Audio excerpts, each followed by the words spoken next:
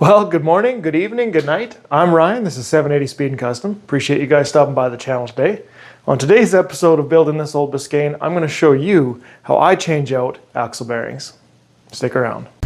Well, From the scrapyard 3:30 in to the the morning. stars, we build our hot rods and racing cars. Racing legends come alive. In this metal we revive. From the track strip to the street, this addiction makes our life complete. Dragon drive ain't just for show, it's the pulse that makes us go. 780 speed and custom. 780 speed and custom.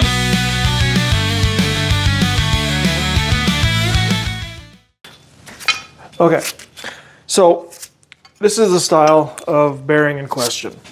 It's a press-on axle bearing with this press-on retainer. So normally you'd take this to a shop, they would put this whole axle in a press the new bearing on.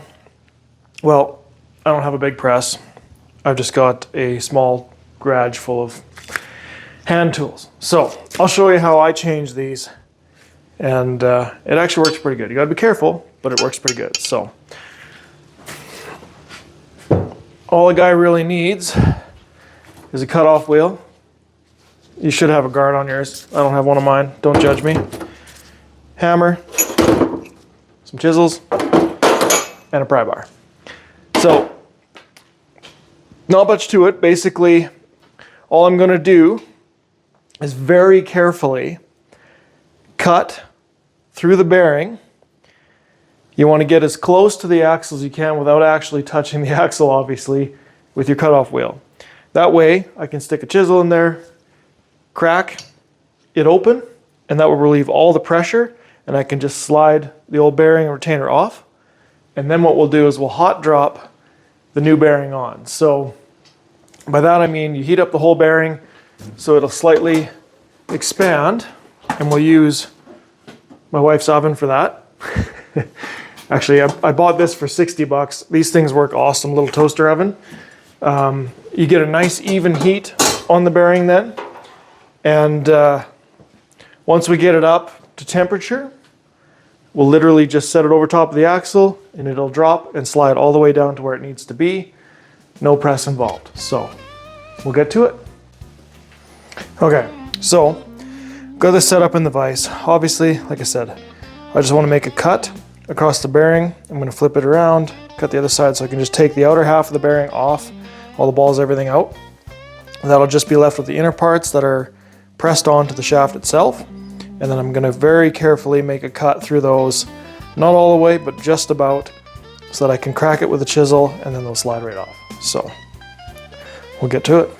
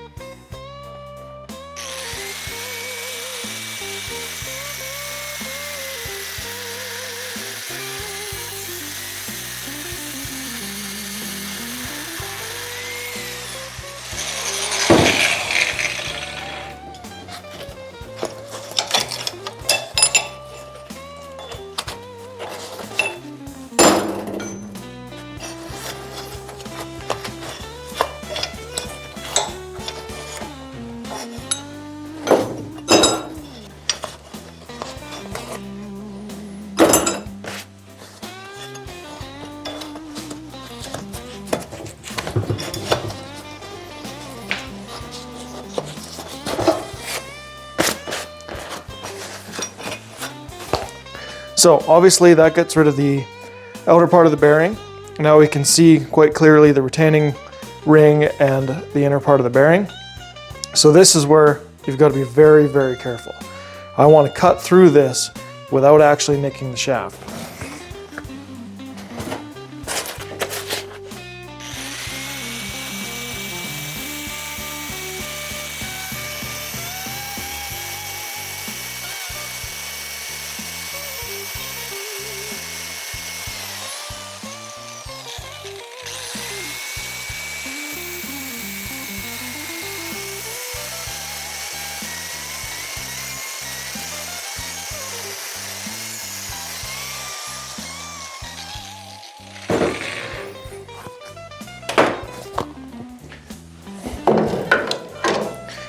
Okay, so I believe I've cut close enough through on the retaining ring. I should be able to break that.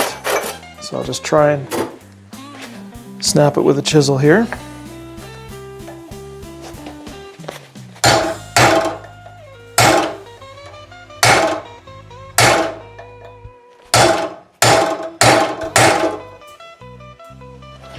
Maybe not quite far enough.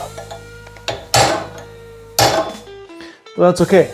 You want to work your way towards it breaking versus cutting too far and hitting that shaft. So I'll cut a bit more and we'll try it again.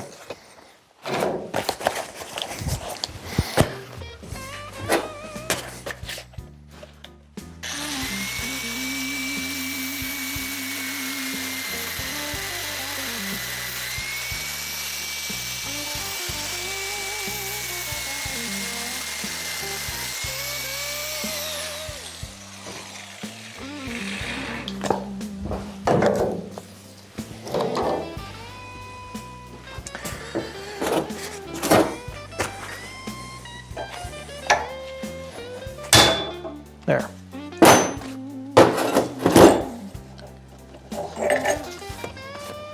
See, no marks on the shaft, but I cut close enough that I was able to break that with a chisel and it slides right off. So that's retaining ring. Now I just need to make another cut on the bearing itself and we'll break this so it can slide off. I'm going to hit this at a little bit of a stronger angle just so I can avoid cutting into the end of the axle shaft here.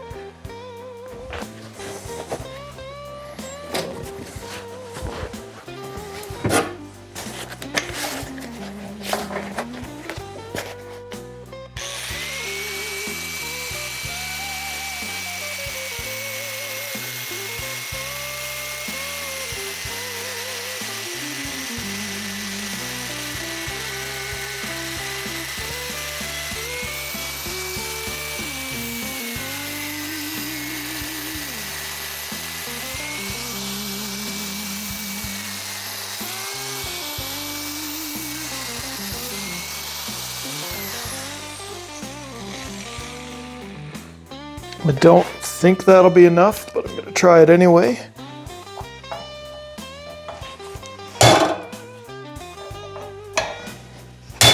Yep, that's enough.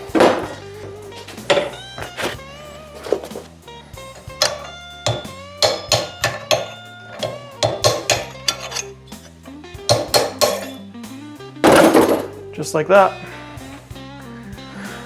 So now I'm just going to clean this up and we can heat up the new bearings and drop them on.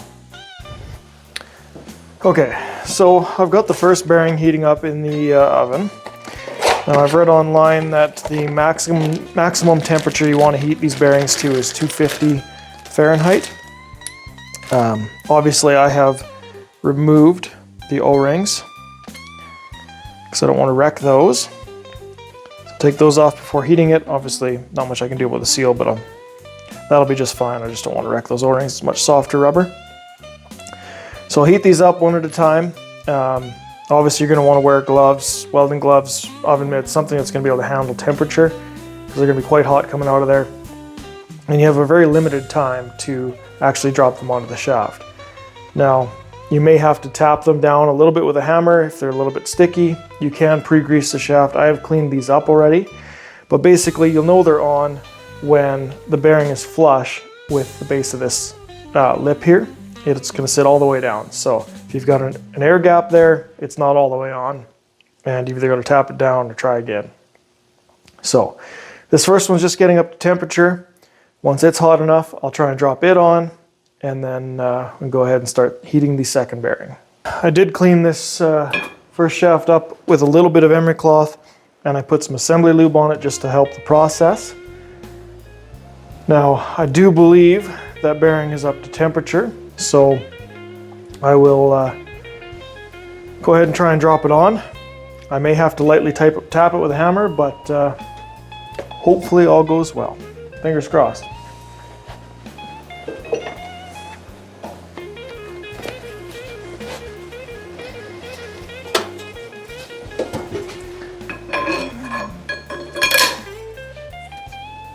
There you go.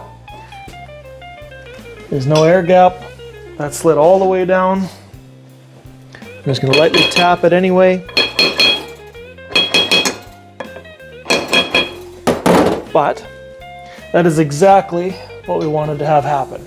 If it's not hot enough, it's not going to slide all the way down, and it's either going to get stuck part way, in which maybe hopefully you can tap it off to heat it some more, or tap it all the way on. But ideally, you want to be able to just drop it and have it go all the way to the bottom. So I'll do the same with my retaining ring now. And there again, hopefully it slides all the way onto the shaft. And I don't have to try this again. So, didn't quite make it all the way, not a problem.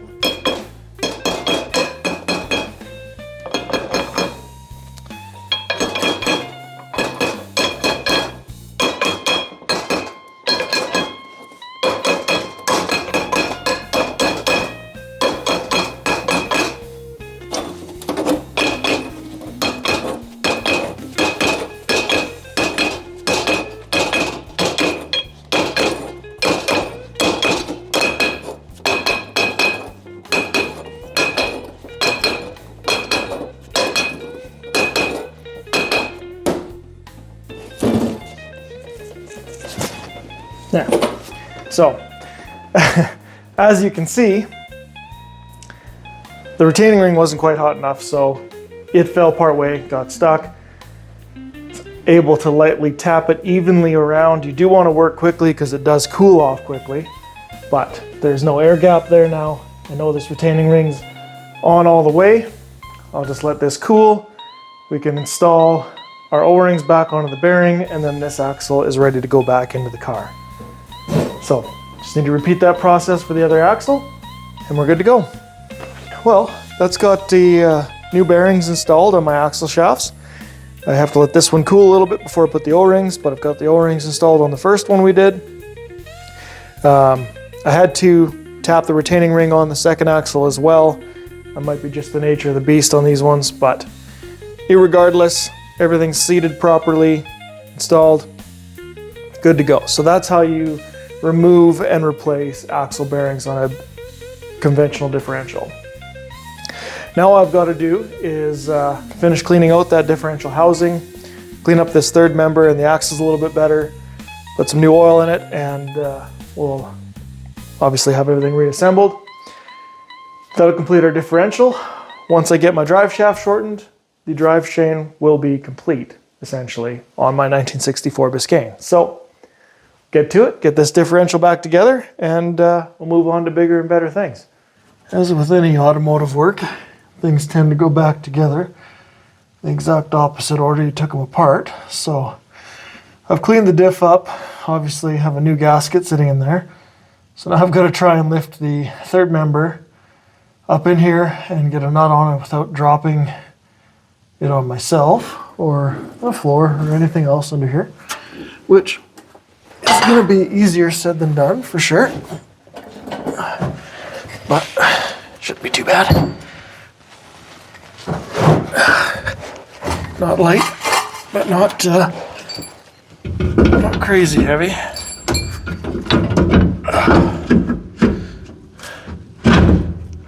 Like so.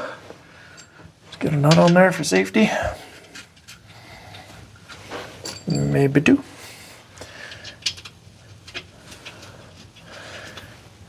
There, no, that can't go anywhere.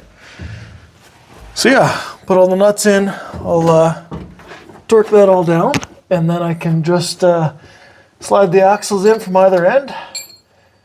Put my brakes and drums back together. We're off to the races. All right, that's got the third member or differential carrier reinstalled. So now I just need to put my axles back in, put the drums back on, bolt the wheels back up, and this diff's good to go.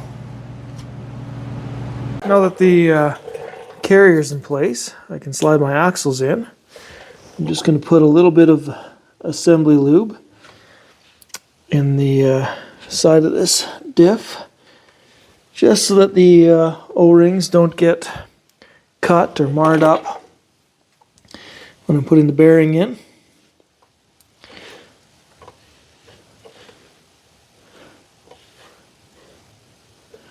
Like so. So then this axle should just slide right in.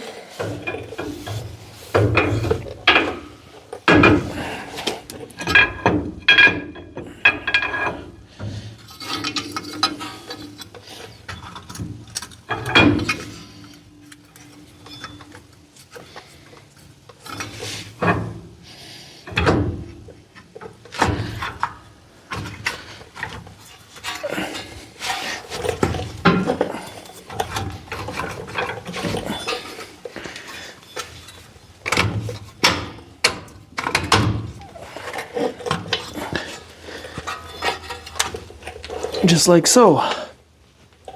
So I can bolt or put the nuts back on that retaining plate in the backside. My axle's into the carrier. You can hear it moving the gears. So then, yeah. Nuts for retaining bolt, put the drum back on, and the wheels can go back on, and I'll be done. So I'll get those bolts tightened up quick, and we can do the same to the other side.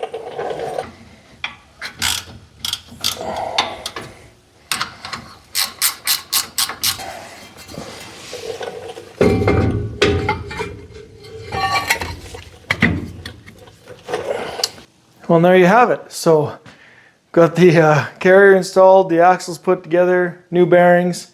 Just got to throw some oil at it, and that diff is good to go. So, if you missed the first episode where I disassembled that, pulled the axles out, got the carrier out, I'll post that in a link here, and then you can check that out. But basically, that's the process I use to change out axle bearings on a conventional differential, and it works out well for me. Hopefully it works for you.